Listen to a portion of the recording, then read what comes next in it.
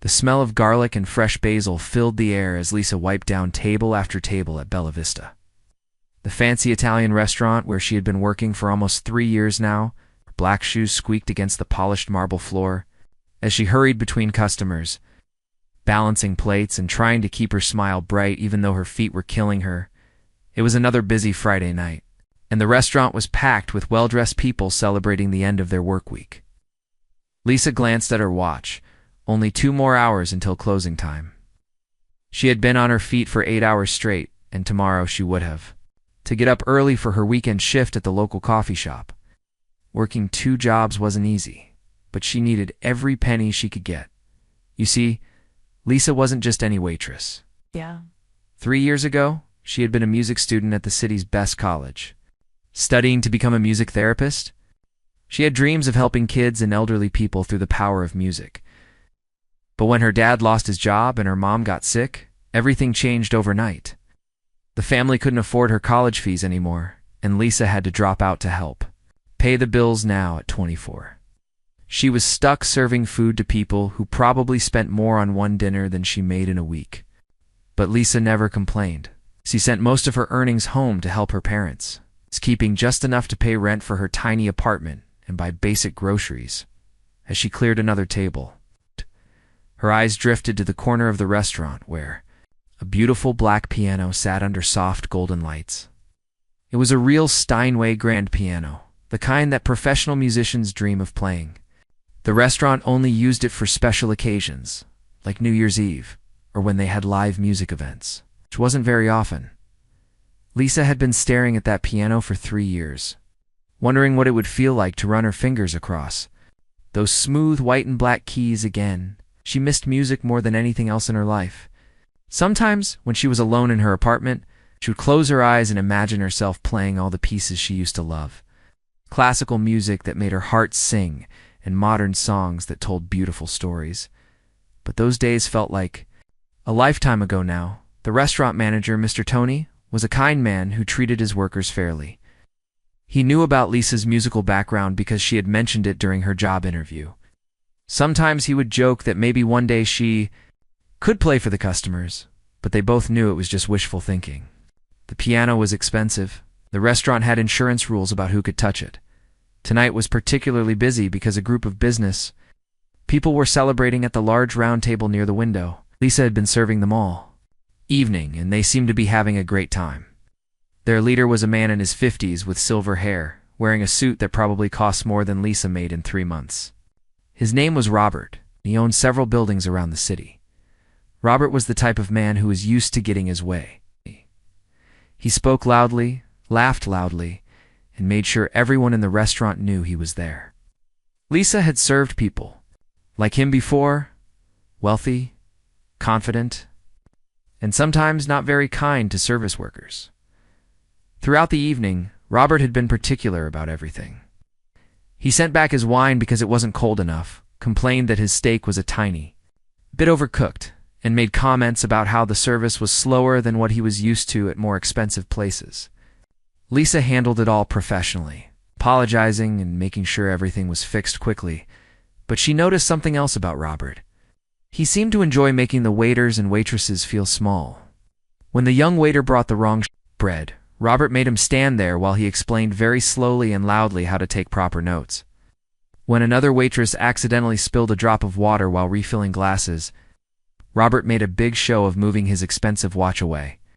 From the flood, Lisa tried to stay positive. She had learned over the years that some customers were just having bad days, and others simply didn't understand what it was like to work in service.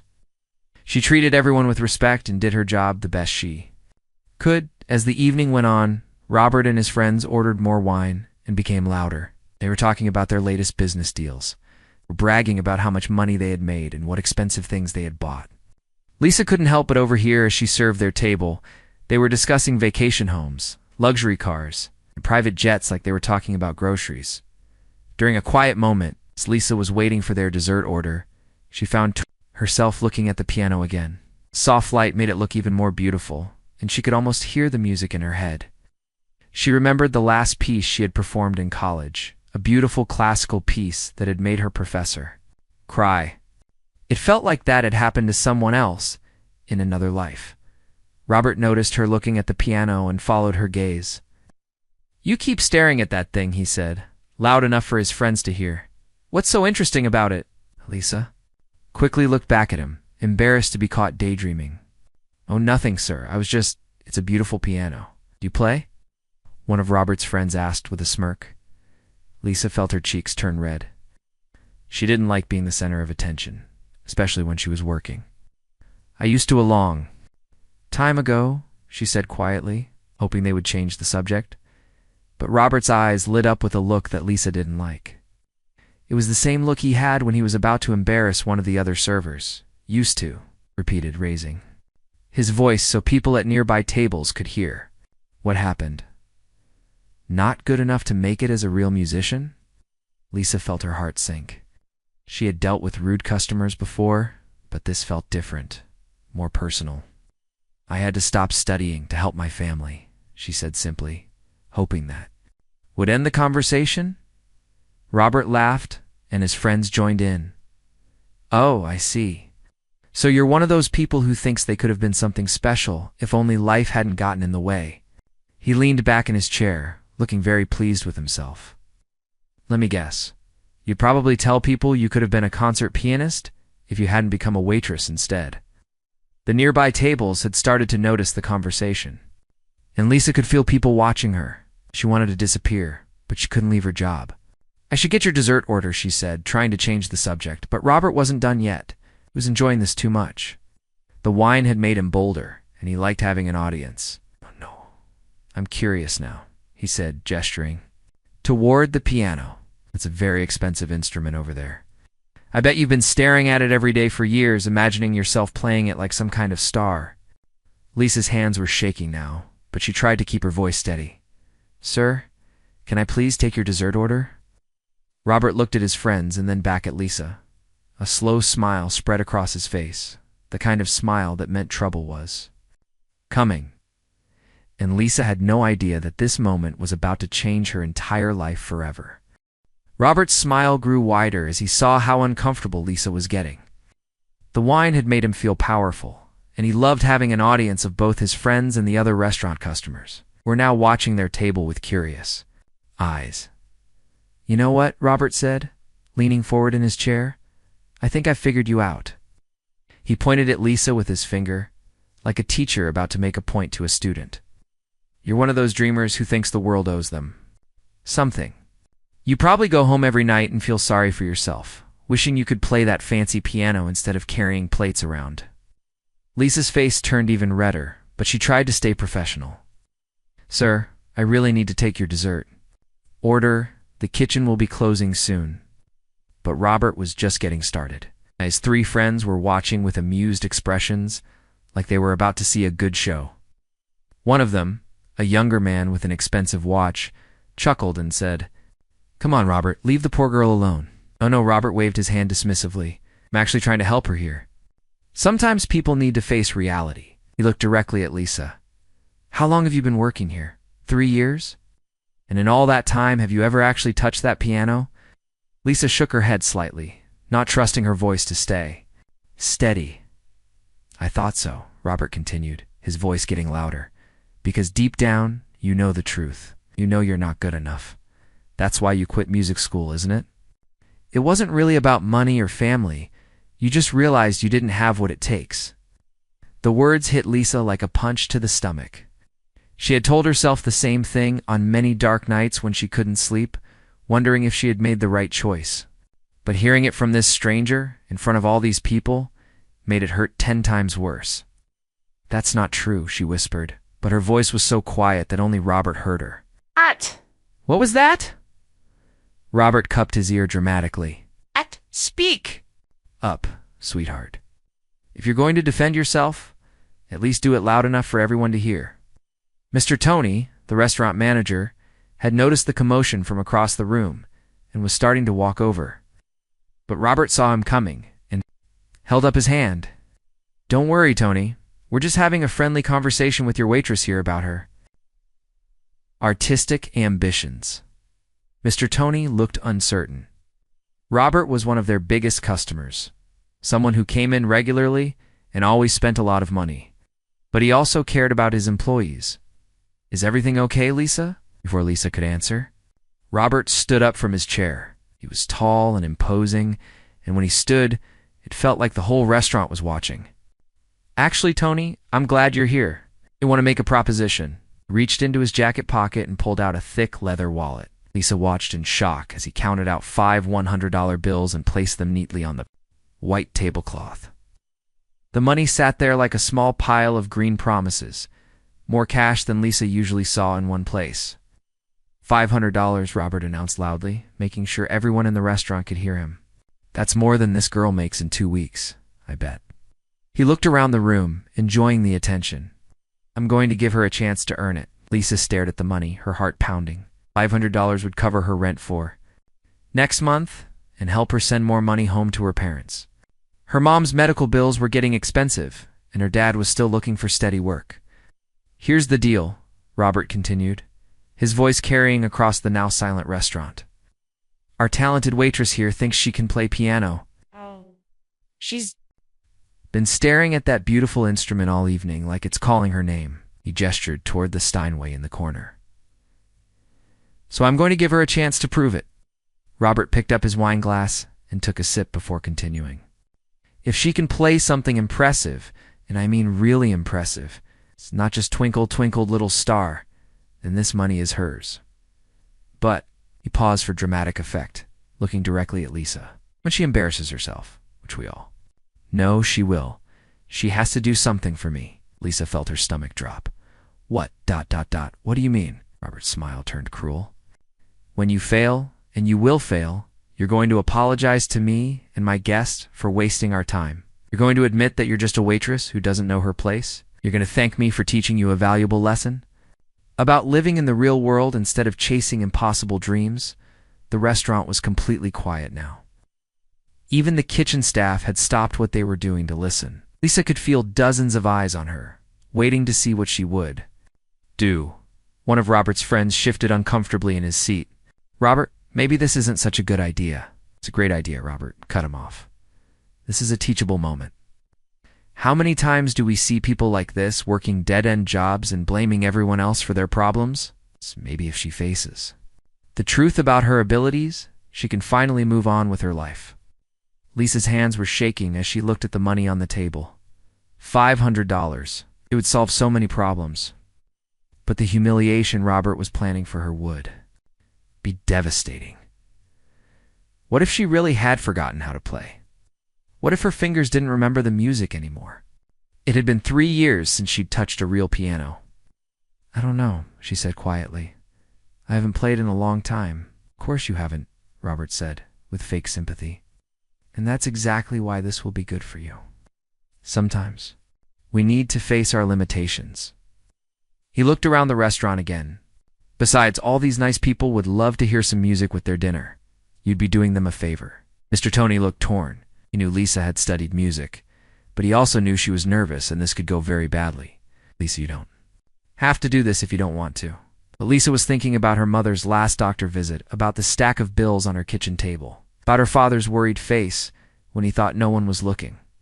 $500 wouldn't solve everything, but it would help so much. "What if I can't do it?" she asked Robert. "What if I try but it doesn't sound good?"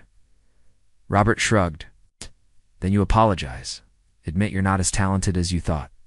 And we all move on with our lives. No harm done, except to your pride." He leaned closer. "But let's be honest. We both know how this is going to end." Lisa looked at the piano sitting in the corner, its black surface reflecting the soft restaurant lights. She thought about all the hours she had spent practicing as a child. All the recitals and competitions, all the dreams she had put away when life got hard. Maybe Robert was right. Maybe she wasn't good enough anymore. Maybe she never had been.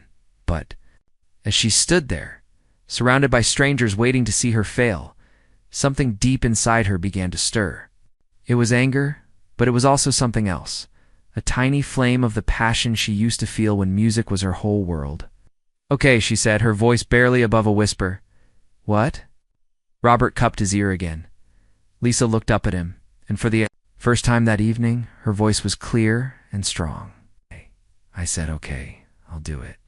The restaurant erupted in whispers and murmurs as Lisa untied her apron with trembling fingers, knowing that in the next few minutes her life was about to change forever.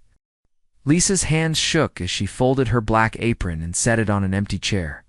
The walk from Robert's table to the piano felt like the longest journey of her life. Every step echoed in the suddenly quiet restaurant, and she could feel every pair of eyes following her movement. The piano bench was exactly the right height, just like she remembered from her college days. But as she sat down, still wearing her uniform and non-slip shoes, she felt completely out of place. This wasn't how she had imagined returning to music. Not as a spectacle for a cruel man's entertainment. She placed her fingers on the keyboard cover and paused. Okay. The smooth wood felt familiar under her palms, like greeting an old friend after years apart. Slowly, she lifted the cover, revealing the beautiful black and white keys that had once been as familiar to her as her own heartbeat. The restaurant was so quiet that Lisa could hear her own breathing. She looked back at Robert, who was leaning against his chair with his arms crossed, a smug expression on his face. His friends looked uncomfortable now, like they were starting to realize this had gone too far. But Robert seemed to be enjoying every second of Lisa's nervousness. "Take your time," Robert called out mockingly. "You're not going anywhere." Lisa turned back to the piano and placed her hands on the keys. They felt cold under her fingers. Hey! Long had it been since someone had played this instrument? How long had it been since she had played anything? She pressed middle C and the clear, pure note rang out through the restaurant. The sound was perfect. The piano was beautifully tuned. She pressed a few more keys, testing the touch and listening to the tone. The instrument was magnificent, better than any piano she had played in college, but her fingers felt stiff and uncertain. 3 years of carrying plates and wiping tables had changed her hands. They were stronger now, but were they still quick enough for complex music? Did her fingers still remember the patterns they had practiced thousands of times? Lisa closed her eyes and tried to calm her racing heart. She thought about her piano teacher, Mrs. Chen, who had always told her students, "Don't play the notes. Play the story the music is telling." What story did she want to tell tonight? She thought about her parents, working so hard to make ends meet. She thought about her dreams of helping people through music therapy, dreams that felt so far away. Now, she thought about all the nights she had fallen asleep listening to classical music on her phone, imagining herself performing on stage, and then she thought about Robert, sitting behind her with his cruel smile, so sure that she would fail. Lisa opened her eyes and positioned her hands over the keys. She had made her decision about what to play. It was a piece by Chopin, one of the most beautiful and challenging compositions she had ever learned. Nocturne in E-flat major, a piece that started gently, but built into something powerful and passionate. It was risky. The piece had difficult sections that required perfect finger coordination. If she messed up, everyone would hear it. But if she could pull it off, if she could remember how to make the music sing the way it used to, ... She took a deep breath and began. The first notes were soft and careful, like she was testing both the piano and herself. The melody was simple at first, almost like a lullaby. Lisa's fingers remembered the pattern, and slowly, the stiffness began to leave her hands as she played. Something magical started to happen. The restaurant around her seemed to fade away. The watching eyes, Robert's mocking smile, even her own fear, everything disappeared except the music. Her fingers found their old confidence. Moving across the keys with growing certainty, the melody began to build, becoming more complex and emotionally. Lisa's left hand played a steady rolling pattern while her right hand sang out the main tune. She could feel the music flowing through her, reminding her of who she used to be before life got so complicated. In the restaurant, people had stopped whispering. Forks were set down quietly on plates. Even the kitchen staff had emerged from the back to listen, standing in the doorway with amazed expressions on their faces. Lisa was lost in the music now. Her fingers danced across the keys with the skill that came from years of practice and natural talent. The difficult passages that had worried her flowed smoothly, as if no time had passed at all. Her body swayed slightly with the rhythm, and her face showed the deep emotion she was pouring into every note. The piece moved through different moods. sometimes gentle and dreamy, sometimes powerful and dramatic. Lisa played each section with perfect feeling, her years of training and love for music shining through every phrase. This wasn't just someone playing notes on a piano. This was an artist telling a story through sound. Robert's smug expression had completely disappeared. He was staring at Lisa with his mouth slightly open, clearly shocked by what he was hearing.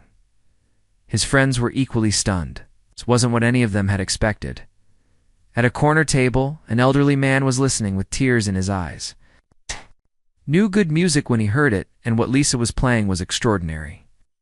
Other diners were pulling out their phones, not to disturb the performance, but to capture this unexpected moment of beauty. Lisa reached the most challenging part of the piece, where both hands had to work together in a complex pattern that required perfect timing. Her fingers flew across the keys without a single mistake, creating cascades of notes that filled the restaurant with pure, beautiful sound. The music built to a powerful climax, with Lisa playing full chords that rang out like church bells. Whole body was involved now, her shoulders moving with the rhythm, her face glowing with the joy of making music again. This was who she really was, not just a waitress carrying plates, but a musician with real talent and passion. As the piece moved toward its ending, Lisa played with even more emotion. The final section was gentle again, like the music was settling. Back down to earth, after soaring through the sky, her left hand played soft, supportive chords while her right hand sang out the last beautiful phrases of the melody. The final notes hung in the air. For a long moment, after Lisa's hands left the keys, the restaurant was completely silent. Not because people didn't know what to think, but because they were too moved to speak immediately. Lisa sat on the bench, breathing heavily, hardly believing what had just happened. Her hands were shaking. Again, but this time it was from the rush of performing, not from fear. She had done it. After 3 years away from music, she had played a difficult piece perfectly from memory. Slowly, she turned around to face the restaurant. What she saw took her breath away. Every single person was staring at her, but not with pity or embarrassment. They were looking at her with amazement, respect, and something close to awe. And then, from the back of the restaurant, one person started clapping. Then another joined in. Within seconds, the entire restaurant erupted in thunderous applause. People were standing up, some wiping tears from their eyes, all of them clapping as hard as they could. Lisa looked at Robert's table. His friends were clapping enthusiastically, looking impressed and maybe a little ashamed of how the evening had started. But Robert himself was just sitting there, staring at her with an expression she couldn't quite read. The applause went on, and Lisa felt tears starting to run down her cheeks. But these weren't tears of sadness or embarrassment. The first time in 3 years, these were tears of pure joy. The applause seemed to go on forever. Lisa sat at the piano bench, tears streaming down her face, unable to believe what had just happened. Her heart was pounding so hard she could feel it in her throat. The sound of all those people clapping. It felt like a dream she might wake up from at any moment. But this was real. She had actually done it. After 3 years of serving food and cleaning tables, she had just performed a difficult piece of classical music perfectly. And everyone in the restaurant had witnessed it. As the clapping slowly died down, Lisa wiped her eyes with the back of her hand and stood up from the piano bench. She wasn't sure what to do next. Was she supposed to bow? Should she go back to Robert's table and collect that $500? The whole situation felt surreal. But before she could decide, something unexpected happened. From a corner table near the window, an elderly gentleman slowly stood up. He was probably in his 70s, with silver hair and kind eyes behind wire-rimmed glasses.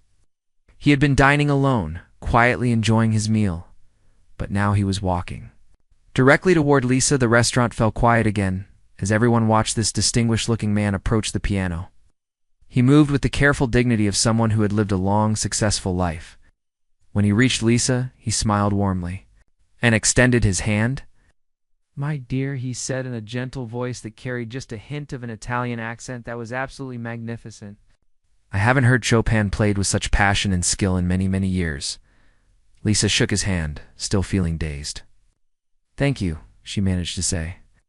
I haven't played in a long time." The elderly man chuckled softly. Well, you certainly couldn't tell? Every note was perfect, but more importantly, you played with real feeling. That's something you can't teach. It comes from the heart. He paused and looked around the restaurant before continuing. I should introduce myself. My name is Vincent Romano. My grandfather founded this restaurant back in 1952. Lisa's eyes widened. Romano. That was the name of the restaurant. She was standing in front of the owner's family. Mr. Romano, she said, suddenly feeling even more nervous. I'm so sorry. If I caused any disruption, I know I'm not supposed to touch the piano, but this gentleman challenged me and Vincent held up his hand gently. Please, don't apologize. You've given everyone here a beautiful gift tonight. He glanced over at Robert's table where the businessman was still sitting in stunned silence. And as for disruption, well, sometimes the best things in life come as surprises. Vincent turned back to Lisa with a serious expression. Can I ask you something? What's your background with music? Lisa felt her cheeks flush. I studied piano for 15 years. I was in college, working toward a degree in music therapy, but I had to drop out when my family needed help with money. Music therapy, Vincent repeated thoughtfully. That's wonderful work. Helping people heal through music. There's nothing more noble than that, Lisa nodded, feeling a familiar ache in her chest. It's what I always wanted to do, work with children in hospitals, maybe. Or elderly people in nursing homes. But life got complicated. Vincent was quiet for a moment, studying Lisa's face. Then he smiled again, and this time, there was something almost excited in his expression. I have to tell you something, he said. I don't just help run this restaurant. I also sit on the board of the Metropolitan Arts Foundation. We're a charity organization that brings music to hospitals, schools, and community centers around the city. Lisa felt her breath catch. She had heard of the Metropolitan Arts Foundation. They were one of the most respected arts organizations in the region. We've been looking for a pianist for our upcoming concert series, Vincent continued. Someone who can play classical music, but also connect with audiences on an emotional level.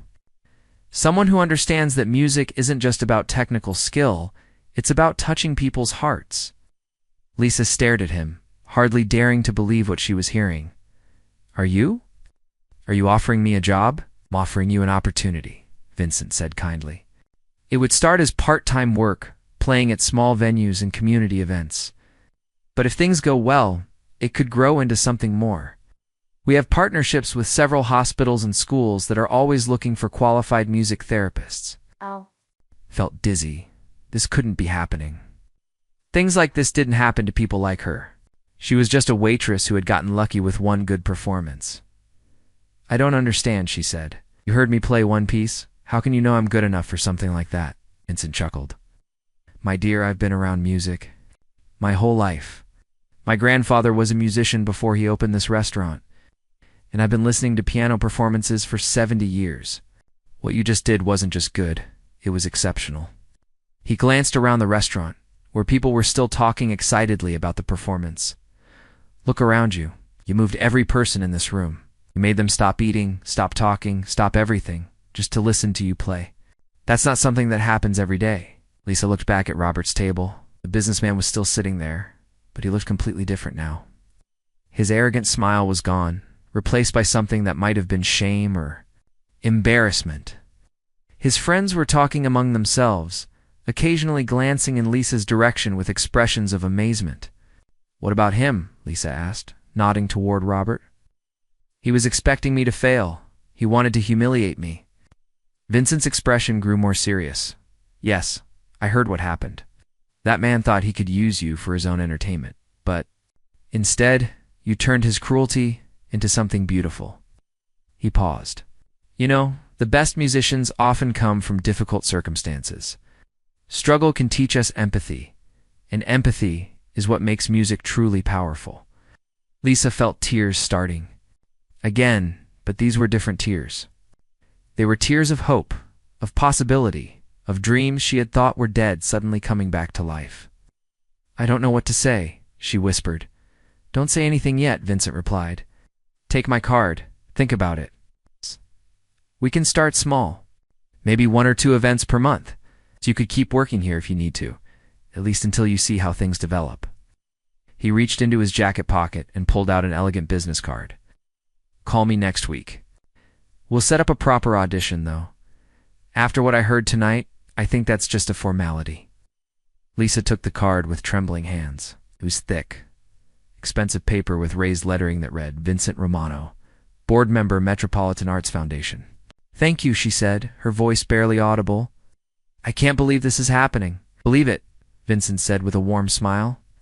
"Sometimes life has a way of putting us exactly where we need to be, even when we think we're lost." Vincent walked back to his table. Lisa stood by the piano, holding the business card and trying to process everything that had just happened. 20 minutes ago, she had been a struggling waitress about to be humiliated by a cruel customer. Now she was holding a business card that might change her entire future. She looked over at Robert's table one more time. The businessman was staring at her, and for the first time all evening, he looked small and uncertain. He had tried to make her feel worthless, but instead, he had accidentally given her the push she needed to rediscover her true calling. Lisa folded the business card carefully and put it in her pocket. Then she walked back toward Robert's table, knowing that whatever happened next, her life would never be the same again. Lisa walked slowly back toward Robert's table, her heart still racing from everything that had just happened. The business card in her pocket felt like it was burning a hole through the fabric. She could hardly believe that Vincent Romano had just offered her a chance to return to music, the career she thought she had lost forever. As she approached the table, Robert's friends were whispering among themselves, occasionally glancing at her with expressions of amazement and respect. But Robert himself sat in complete silence, staring down at his wine glass like he was trying to disappear into it. The $500 was still sitting on the white tablecloth where he had placed it so confidently just 30 minutes ago. Back then, it had felt like a cruel joke. Money dangled in front of her like a carrot she could never reach. Now it seemed almost meaningless compared to the opportunity Vincent had just given her. Lisa stopped beside the table and looked down. At Robert, he slowly raised his eyes to meet hers, and she was surprised by what she saw there. The arrogance and cruelty were gone, replaced by something that looked almost like embarrassment, maybe even shame. Lisa said quietly, "I believe you owe me $500. Robert's friends exchanged glances. One of them, the younger man with the expensive watch, cleared his throat. That was incredible," he said. "I had no idea you were so talented." Another friend nodded enthusiastically. "Seriously, that was like listening to a professional concert pianist." "Where did you learn to play like that?" Lisa smiled softly. "I started when I was 7 years old. My grandmother taught me the basics, and then I studied with professional teachers all through school and college." "College?" third friend asked. "You went to music school?" "For 2 years," Lisa replied. "I was studying to become a music therapist before I had to drop out." The men looked uncomfortable now, clearly, realizing how wrong their assumptions had been about her. Robert, however, still hadn't said a word. He was slowly counting out the $500, his hands moving mechanically as if he was in a daze. "Here," he said finally, his voice much quieter than it had been all evening. He held out the money toward Lisa. "You earned it." Lisa looked at the cash in his hand.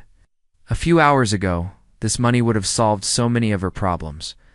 It would have covered her rent, helped with her mother's medical bills, maybe even let her send a little extra home to her parents. Now, after everything that had happened, it felt different. She thought about Vincent's business card in her pocket. She thought about the possibility of returning to music, of helping people heal through the power of sound. She thought about all the dreams she had put aside when life got difficult. "You know what?" Lisa said, making a decision that surprised even herself. "Keep your money." Robert looked up at her with confusion. "What?" "I said keep it," Lisa repeated. "I don't want it anymore." His friend stared at her like she had lost her mind. $500 was $500, no matter what else had happened. "But we had a deal," Robert said, still holding out the money. "You played beautifully. You won the bet fair and square." Lisa shook her head. "You're right. We did have a deal. That deal was made by a man who thought I was just a worthless waitress with impossible dreams. You wanted to humiliate me and teach me to know my place." She paused, looking directly into his eyes. "But instead, You gave me something much more valuable than money. Robert frowned. I don't understand. She gave me the push I needed, Lisa explained. For 3 years, I've been afraid to touch a piano. I convinced myself that I wasn't good enough anymore. I had forgotten how to play, that my dreams were just foolish fantasies. But tonight, you forced me to face that fear. She gestured toward the corner where Vincent Romano was finishing his dinner. Because of your challenge, I met someone who might be able to help me return to the career I love. Because you tried. To make me feel small, I remembered how big my dreams actually are. Robert was quiet for a long moment, still holding the money. Finally, he set it back down on the table and looked up at Lisa with something that might have been respect. Oh. An apology, he said slowly. What I did tonight was wrong. I made assumptions about you that were completely unfair, and I tried to humiliate you for my own entertainment. That was cruel and unnecessary. Lisa was surprised by his words. She had expected him to remain defensive or angry about being proven wrong. Instead, he seemed genuinely remorseful. Why? She asked. Why did you do it? Robert sighed and ran his hand through his silver hair. Honestly. Because I could.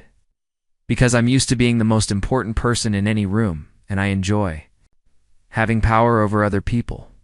He looked around the restaurant, where several diners were still watching their table with interest. I thought you were just another server I could push around to impress my friends. And now, Lisa asked. I realize I was the one who looked foolish tonight, Robert replied. You have a gift that I could never understand or appreciate. You have talent and grace and dignity, even when someone is treating you terribly. He paused. I'm sorry. Truly sorry. Lisa felt a strange mix of emotions. She was still angry about how the evening had started, but she also felt something like pity for this man who clearly had everything money could buy but seemed to have lost his basic humanity somewhere along the way. Thank you for apologizing, she said. That means something. Robert nodded and then did something unexpected. He picked up the $500 and stood up from his chair. Even if you won't take this money for yourself, maybe you could use it to help someone else. He walked over to where Mr. Tony was standing near the kitchen, watching the entire scene with amazement. Tony, Robert called out, This young lady has given everyone here an incredible gift tonight. I'd like to donate this money to help cover her college expenses, or her family's medical bills, or whatever she needs most. Lisa's eyes widened. You don't have to do that. Yes, I do, Robert said firmly. It's the least I can do after the way I behaved. He handed the money to Mr. Tony. Make sure she gets this, whether she wants it or not. Mr. Tony took the money with a confused but pleased expression. Of course, Mr. Blackwood, I'll make sure Lisa receives it. As Robert walked back to his table to collect his jacket and say goodbye to his friends, Lisa felt a strange sense of completion. The evening had started with cruelty and the threat of humiliation. But it was ending with apology, opportunity, and unexpected kindness. 3 months later, Lisa was back at Bella Vista. But this time, she wasn't carrying plates or taking orders. She was sitting at the beautiful Steinway piano, playing soft background music for the dinner crowd. The Metropolitan Arts Foundation had hired her for their community outreach program. She was now working part-time as a pianist while completing her music therapy degree online.